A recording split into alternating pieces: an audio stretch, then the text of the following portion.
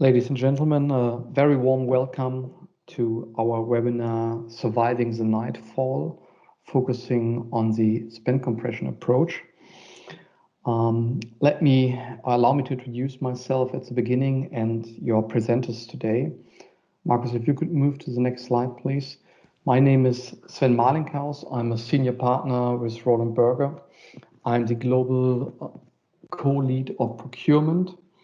And your presenters today will be Dr. Marco Schuller, who's also a senior partner with Roland Berger, and Thomas Totzek. Both have run several projects on spin compression and will give you some insights on the approach today.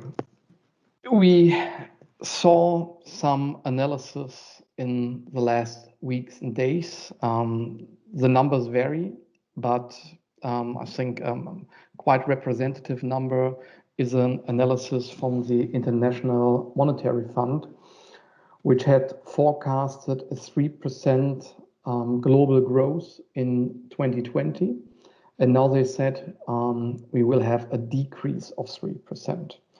Whatever that means, the estimation is that might cost wealth of more than $9 billion US. It might be 7, it might be 10, but one thing is for sure, the great lockdown, how they refer to, will cause the biggest recession after World War II. So we do have some learnings from former crises, especially from the financial crisis in 2008, 2009, but we have never experienced a crisis and a lockdown like this. And it's not about the lockdown itself, it's also about the ramp up. So as you can see here, COVID-19 can tip your business into a crisis or can even accelerate an existing crisis. I don't know where your company is on the curve. The amplitude of the impact varies, of course, by industry. There are some industries which are more affected, like the automotive industry. For example, we see a decrease in market demand of approximately 40% in the upcoming months and 2021. We have aviation, we have travel, but there are even some companies which are currently not as much affected, like consumer goods, and some banks are still good in business right now. But if you really think it through from the end, every company will become under pressure due to the fact that we will see the biggest recession. Therefore, and if we could move to the next slide, please, Marcus. Therefore, we, as Roland Berger, we have come up with something we call the Corona-19 playing field. It's based on our intense knowledge in restructuring and transformation, which is, of course, the DNA of Roland Berger. And we have put together some approaches in our playing field, typical restructuring approaches here for the different phases, for shutdown, for recovery, or for performance improvement. And we also have put down some levers which are focusing on the operative level here. You see, we have come up with numerous levers here, but today in the webinar, we would like to focus on spend compression. So why do we talk about spend compression? Because currently it's all about slowing down the metabolism immediately and having enough resources after the pandemic's turning point to growth. And to ensure that, it's crucial to stop every non-essential expenditures quickly and radically and consistently exploit the possible one-off effects. So the spend compression approach is our approach, which is tackling indirect spend, CapEx, and project costs, and will help you to win this challenge fast and consequently. So before we jump into the details of the approach, Marcus, if you could move to the next slide, I would like to do some housekeeping.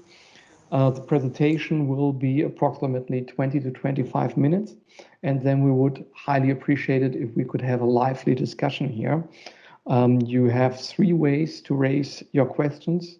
The first one is if you want to do it anonymous, you can send an email to opera@rolandberger.com.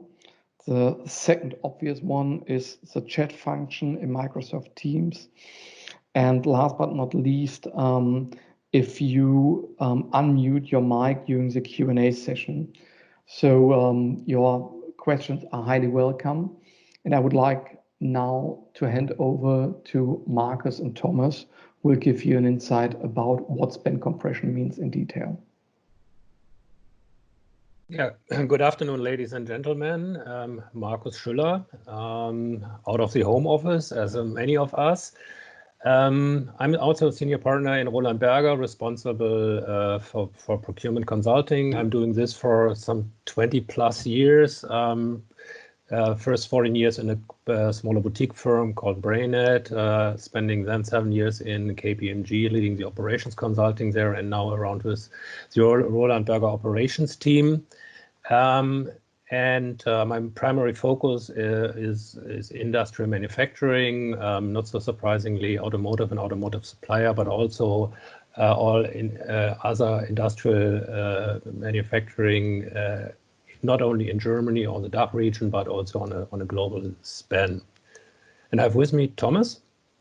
Yeah, Thomas Totzig, my name. I'm principal at Roland Berger. 10 years doing projects along the whole operations value chain, but with a clear focus on procurement. And within procurement, I'm the guy for material cost reduction, indirect, and like here, the spend compression topic in indirect. And Marcus and myself already did a couple of these projects together. All right, so what's about spend compression? Well, Sven already described the situation we are all in, and I guess nobody has expected it like this. But even before this Corona situation appeared, there was still already a high need in a lot of organizations that we know to have a look on expenditures, and especially in some industries, the need for radical ways of immediately stop external expenditures or even slashing external spend. The need was very high, and it became even more urgent with the beginning of the Corona crisis. So the major target of spend compression is definitely to stop the bleeding, to look for expenditures immediately in a short-term way and stop them or avoid them. The focus is definitely on non-product related material or the indirect material and CapEx, where we want to stop the immediate or where we want to initiate immediate expense reduction and also create additional cost savings. What can be achieved and what is expectable? What we have seen in the past projects and still running projects are effects of up to 30% for the indirects in the indirects and CapEx area. And with that, it is definitely very important that we can create an immediate reduction of budget, so that from an idea to a measured to the concrete stop of an expenditure, this has to be reflected in the budget. The important side of this approach is that it is not a purely procurement-driven one, but the business has to take the control, as we are outlining it here on the slide, because it's in the responsibility area of the businesses to control and to direct, and to, in the end, to avoid or stop the expenditures and to control their budget. And it should not only be a short-term effect, but if this approach is well implemented in an organization, we also want to foresee sustainable spend reduction, which means that, as far as is possible, that this reduced spend or will also be implemented in future budgets, so that we can be sure that that we do not have a rebound effect in the next year or the year afterwards. So if you look to the potentials that I already mentioned, normally in what we would call a classical cost reduction program in the non-product related area of material services and capex, what we see is something up to 15% of savings. Most of these programs are initiated and driven by procurement, because procurement is the owner of this function. It's a face to the supplier market. And these programs are normally entered by a category logic, because procurement looks through the lens of categories into the entire spend. And we also see that the focus is directed to sustainable savings in the end. Spend compression is different. Spend compression aims, as I said, up to our target spend reductions of up to 30%. It's driven, as I said, by the business, and the so to say the entry point or the starting point is the demand itself. And the demand in these indirect areas, which I mentioned, normally anchored in the budgets, has to be checked. How we do this, we will showcase you in a second. The focus is definitely to reduce the spend in a short and maybe midterm way, and not to lose too much of these short-term reductions over the time by anchoring these reductions in the budget. So that is a graphic that you can see there. It is expectable that you lose maybe sometimes during your journey, but it's absolutely key to have a focus on the next year's budget to get it fixed and anchor it. How are we doing this, and how can it be implemented and initiated? We have let's say 8 modules that can be applied in what we call the spend compression challenge, or the compression mechanism. And it's very important to see that not all of these 8 modules need to be applied entirely.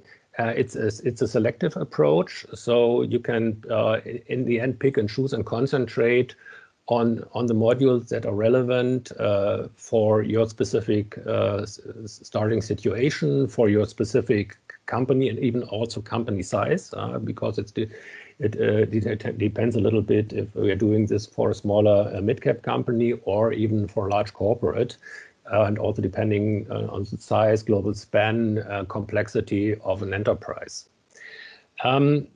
I would like to direct your view on the upper left side where it all starts, because at the starting point, we want really to challenge the overall demand. Demand means we want to answer the question if it is possible, for example, to travel less. Is that appropriate? Can we reduce our external spend on services, on maintenance? Or can we, for example, even skip the next generation of laptops that we intend to buy? Can we skip it, or can we reduce the number of laptops that we buy?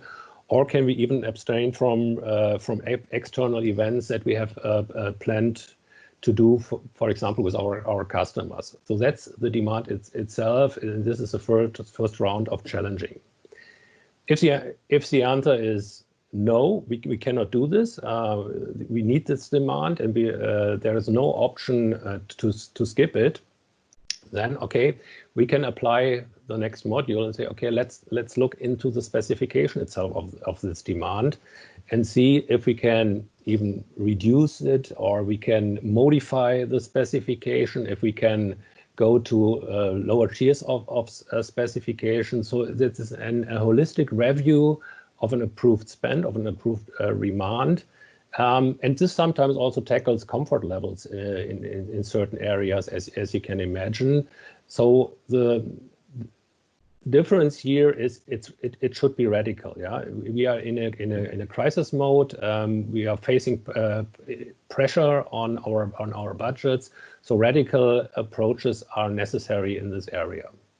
All this, once again, is driven and by the business, which is responsible for their budgets, and in parallel, we also can implement procurement activities, which we have in the middle section here.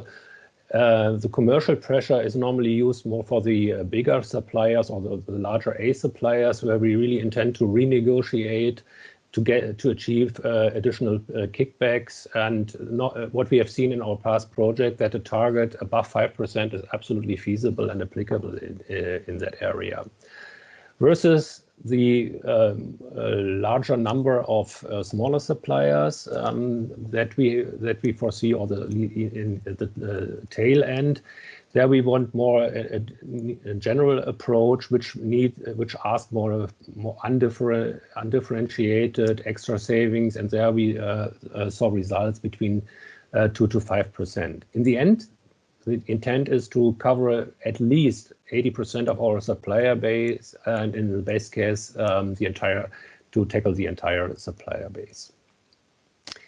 And this is not all, because when you look to your experience with your organization, you often get good ideas from your colleagues in your function, outside your function, about things that are maybe or potentially not necessary, things where money is spent for, and where we see expenditures. And these ideas are often rejected because they are not, they do not fit into the time. It's maybe not appropriate to mention or realize these ideas. And we've seen some of our clients keeping these ideas in what they call toxic lists. And it's a good idea, and it's a good time to draw or to pull out these toxic lists out of the drawer and go carefully through these lists and see what kind of measures and ideas have been stored there. And often we find very radical ideas that face kind of waste or muda, yeah, and muda has to be avoided, and especially in crisis situations, it's a good idea to also tackle or at least challenge these ideas and realize them also with the target to reduce external expenditures. As I said, this all should be implemented or reflected in the budget. So if I might direct your view to the right side of the slide, the key question is if the spend reduction is applicable to budgets, and if so, then we can realize an immediate budget cut and reflect this in the budget, and the effect will be there in the short term. If not, then we definitely have to foresee it for upcoming budget discussions, and this is a very dynamic process that we are experiencing during the projects with our clients. And last but not least, you can also apply, and this is the eighth module of our selective approach here, a kind of an accelerated zero-based budgeting, so that you secure that the new budgets for the new fiscal year start from scratch and are reflected again versus the spend that is foreseen in these budgets. So a very structured approach. Once again, it can be combined in either way, depending on the needs of your current setup, of your enterprise, and on your environment. Yeah, Thomas? Let me give you an example how this mechanism can be applied in a concrete way. Example is a trade fair participation of an automotive OEM. Initially, the client wanted to participate in 2 trade shows, Shanghai and Detroit. And in the first filter, in the demand challenge that we applied, top management already said, no, we take the tough decision, Detroit is cancelled. We will only participate in Shanghai. And for the remaining demand, Shanghai, we then set up a specification challenge. That means we brought to the table the internal stakeholders, controlling, procurement, the requester, meaning the marketing team responsible for the Shanghai trade show, the marketing and sales head. But, and this was the special pepper in the situation, we also brought an ex-manager from another premium OEM to the table that gave insights how they were internally discussing such setups. And this was then the special eye-opener for our client. We brought an ex-trade fair manager to the table who explained how a trade fair is seeing premium OEM participation in their fair and how they prepare negotiations and how the willingness to give in negotiations is from a trade fair perspective. So overall, the setup was discussed, was stripped down internally regarding the size, the footprint, the catering, etc. And also a negotiation strategy was prepared. Overall then a new budget was estimated and also directly transferred into the financial planning of the current year. And then also this served as a basis for the financial planning of the next year. So overall direct budget anchorage that the money that's saved here for this trade fair is not spent then on other marketing activities later in the year.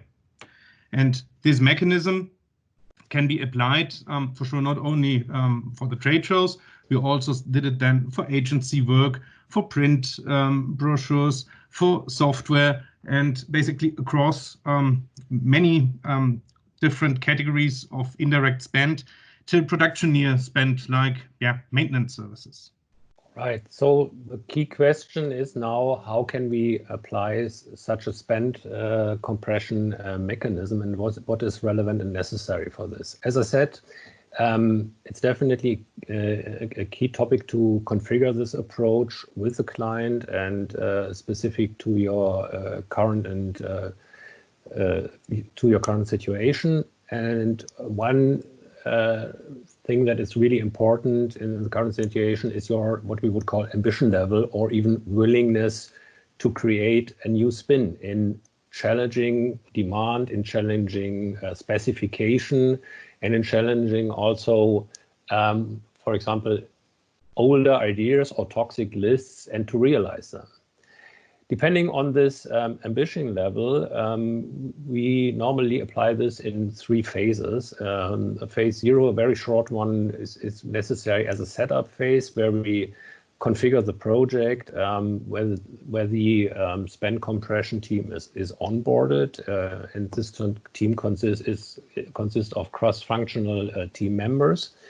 And last but not least, and I would say the most important tool to successfully jumpstart such a project is a comprehensive starter package with all the relevant information on data and purchasing requests, and especially on internal communication towards all relevant and embedded functions here.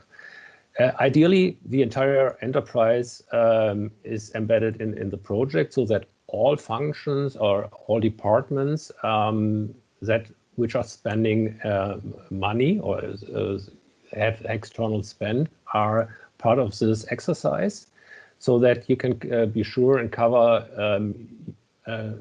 in a holistic approach all external spend in a certain time frame.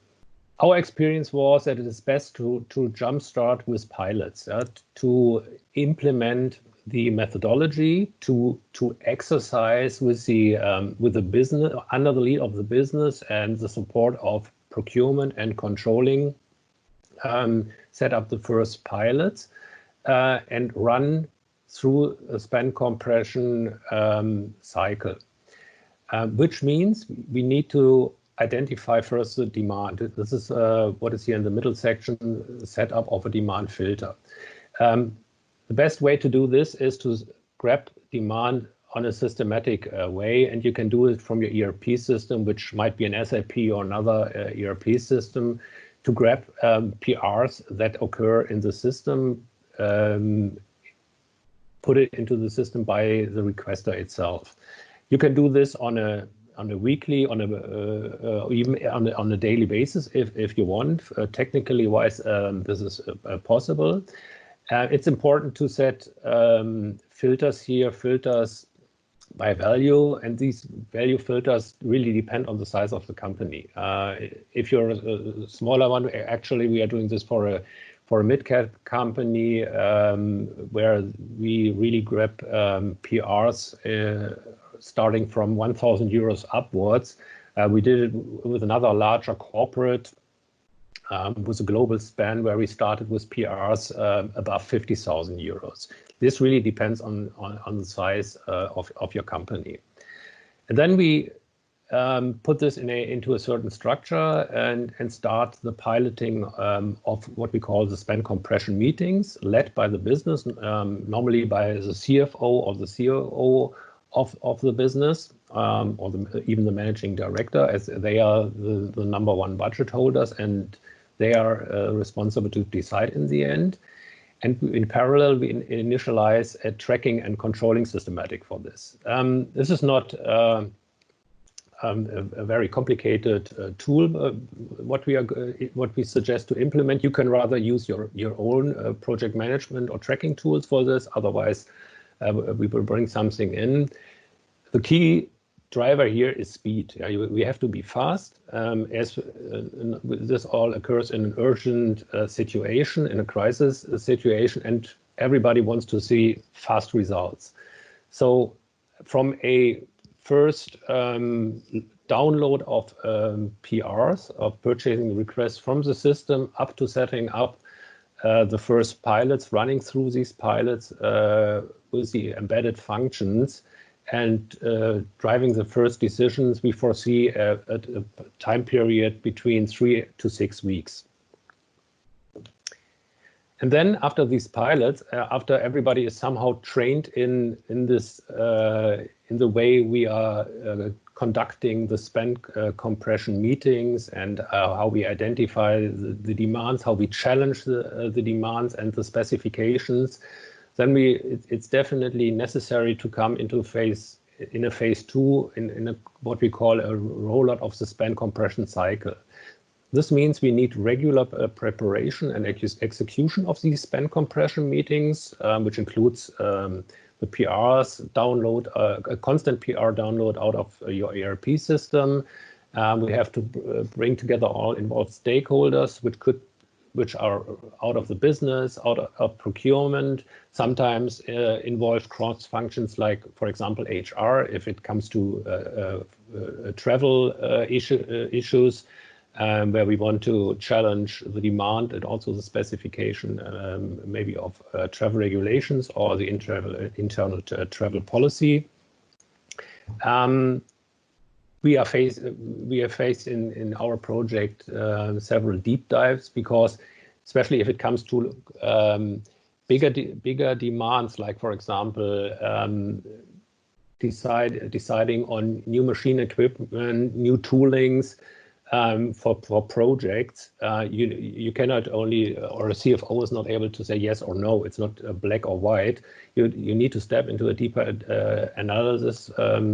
For example, for the specification itself, and decide if we can even avoid the entire expenditure, or if we can slim it down, if we can maybe postpone it. Postponement is also an option, or if we can, or if we do foresee alternatives that also reduce the spend. It's absolutely key that we create success stories, and success stories have to be compiled and communicated in a regular reporting and communication into the entire organization. And we need a performance review of the success of all these measures, the best way supported by the division or business CFO himself, as he is should be the major responsible person or function in driving the spend compression cycle in a regular way. And last but not least, we definitely want to see finally budget adjustments for the existing budgets and also for the upcoming budgets in the next fiscal year cycle. So as you can see here, this is the whole entire and holistic approach. Once again, it's selective, and we can build or configure it to your specific needs. But when I go to the next slide, and I see these definitely significant differences between what we call a more classic non-productive material cost down project and now the spend compression activities, there are definitely some success factors that we have seen in our last projects in the automotive sector, in industrial goods companies, and also even with a fashion retailer. I think the first and most important thing is you need a different spin, you need a different ambition in a situation of crisis and pressure, and the business definitely has to drive this. And I told you I'm a procurement consultant. If procurement is alone or standing alone, they will never be successful. They cannot be successful because the decision making is on the side of the business, and therefore, once again, we need the business in the driver's seat. Additionally, we have to mobilize everybody in the company, all stakeholders across the organization that are involved in these decisions. And as I said, it's a business itself. It could be any function. If it comes to CapEx, to toolings, machinery, equipment, it will be production, it will be services. So all of them have to be embedded into these decisions. And with that, we don't see any sacred cows in such a project approach. So the company in itself, and the company is the sum of all the employees, they need to be open for the challenge. Otherwise, we do not change the mindset, and we do not have a difference. We do not create a different spin in such a project approach. And this is absolutely necessary to be successful. And as I said, there is not a one-size-fits-all approach. The configuration of the spend compression mechanism has to be should be done to your specific needs, and we will apply the dedicated compression elements. Speed is key as well. As I said, the setup is quite easy. It can be done in days or even in a few weeks, and the entire methodology will be applied and trained so that you immediately and easily would come in this spend compression cycle to rather constantly identify and challenge all demands that occur in your organization. And last but not least, the target is primarily to avoid spend, but also reduction or postponement of spend would pay into this bucket and would be and would reduce your spend or even create additional savings for your company. All right, so ladies and gentlemen, I hope I have given you, or we have given you, some valuable insights into our methodology. And Sven, I will hand over to you as a moderator. Thank you, Marcus. Thank you, Thomas, for giving us a first idea of what spend compression means. The good thing about the webinar is it's interactive. So I would like to encourage you to raise your questions either by chat, email, or just unmute yourself. During the presentation, we received already a couple of questions. So I will start to shoot first questions that I received via email from a consumer goods company. The question is, how long does it typically take to set up such a spend compression mechanism, and when can I expect first effects? Well, I will shift to that slide here. The setup phase and the phase one, where we want to apply the pilots, and pilots translates into training, setting up the spend controlling and tracking modus, and piloting dedicated spend compression sessions or meetings. This phases normally takes between 3 and 6 weeks, depending a little bit also on the size and the of the company and the amount of pilots that you want to start with. Thank you. I've received another question from an automotive supplier. The question is, what's the split between spend reduction due to postponement of spend and sustainable savings? I would say if I look back to our last projects that we did, most of the measures and the demands that we identified and that we brought down were also reflected in the budget, in the existing budgets. So if you or the participant would ask for a percentage, we saw at least more than 70%, maybe 75% reflected and anchored in the budgets in the end, to be honest, in a very rigid environment. There was a huge openness and also a lot of external pressure towards these clients to do something and to achieve results. And therefore, the willingness or the ambition, not only to have a one-off effect, but even to see it more on a mid or even long-term perspective and see it in the budget was very high. And so I did not calculate it, but it was definitely more than 70%, which was reflected in the budgets. I hope that answers the questions. So there was another question coming in via the chat function. The question is, are you using mini business cases as a necessary mean for justification within the spend compression meetings? Absolutely. That's absolutely necessary to bring in a kind of business cases. Honestly, depending on the measure itself. But in most, when I reflect the last projects, in most of the cases, we had very easy and very straightforward business cases. But if it becomes more complex, I mentioned these examples around bringing in new tools, even larger projects that are ready to be decided, like setting up new buildings or a new warehouse for a company.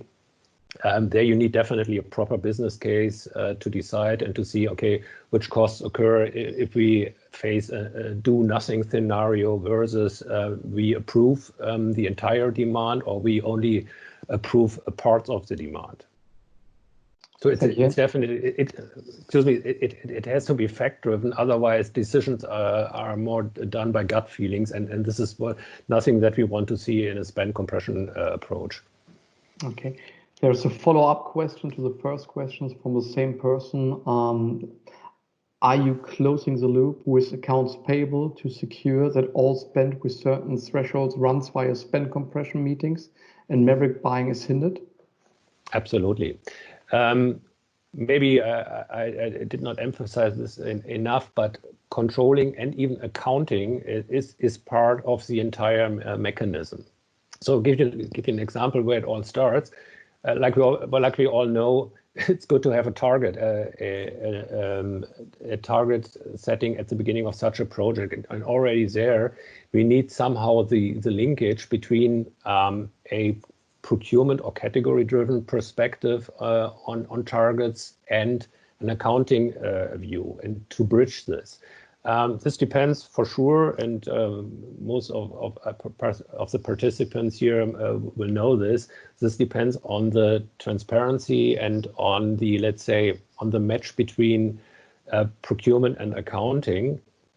But it's absolutely key that we somehow secure the transition of ideas, the transition of execution of demand stop or demand reduction, and reflect this on the accounting side. And let's say that accounting and controlling can find this back in the budgets. Okay. There's another question which comes obviously from a bank. The question is, does the mechanism also work for banks and insurances? Oh, absolutely. So when I reflect a bank, or let's say even more broader financial institute, and we look to the major spend categories there, like IT, professional service, facility management on a global layer, or let's say on the first category level, this approach definitely applies also to financial institutes, or especially banks. Okay, there's a question which came in via chat. Can, and if so, how spend compression may impact supplier relationships? Getting help during a crisis by the suppliers only to see critical capability being diverted to other clients and not being available when things return to normal of some sort again in 3, 6, or 9 months' time. Yeah. I would say thank you for that question. It's an absolute valid question. But to be honest, from my side, I would say this is not only a question during now our crisis situation, but all the time when we are doing cost reduction projects, and also now the spend compression project. For sure, you have to consider how you collaborate and hopefully cooperate with your supplier base. And we all hope that the crisis will be over soon, and then we are hopefully back in a new normal where we want and have to interact furthermore with our suppliers. So everything that is done here, everything that is decided towards the supplier, has to be decided with a careful eye on how do we keep up our supplier relation, especially with our A and B suppliers, or let's say with our strategic suppliers, and also considering their position, because it's definitely not an option to, let's say, to put it very drastic, to kill suppliers with these activities, and then they are out of the market, and we won't see these suppliers back after the crisis. This is Jörg speaking. Can we also pose questions through the chat? Yes, go ahead, please. Yeah, this is Jörg Nele speaking, SGS. Obviously, procurement is heavily engaged during crisis times, for example, to ensure business continuity, and time to run multiple initiatives is limited. So you mentioned something like, I don't know, remember what you were, how you were mentioning it, but blacklist on non-mission critical spend. But do you have any experience in automating the process using your ERP system, for example, that would facilitate, the blocking of mission critical spend, or escalating it to the next level, so that you can have a focused look on it? Yes, automation in this process is absolutely key. And once again, depending also a little bit on the size of the company, but let's assume it's a bigger company, or it's a company with a more complex setup. The use of automated processes is absolutely key. And the first entry point here is definitely, as I said, to grab as soon as possible the demand, and the demand is reflected in the ERP system in the end by a PR. So we found ways to automatically download these PRs, to structure them by certain criteria, and then to put them into buckets, if you like to. In one of the projects, as I mentioned, these buckets were described by value, so that the decision was, okay, these PRs under a certain value will not be touched, because there wasn't. I haven't really seen an automated process where you automatically, let me say, kill a PR, because you do not really know how critical it is or not. You definitely need a checkpoint or a validation point where you say, okay, it's critical, business critical or not. If not, then it might be rejected immediately. And if it is business critical, it has to follow up the spend compression process through the different stages or doors that I described here high level in our spend compression mechanism. There's a question from Giovanni. In spend compression pilots phase, are you usually proposing eventual new digital technologies allowing you more efficient operating model, thus impacting both demand and costs? So it's not about the automation of the process, it's more about introducing new digital tools here.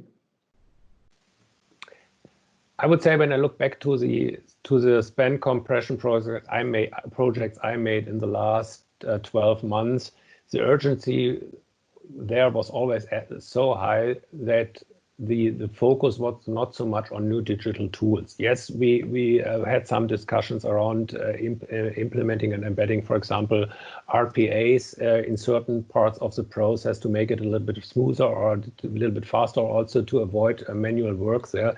But to be honest, the main focus was really on let us identify the bigger tickets.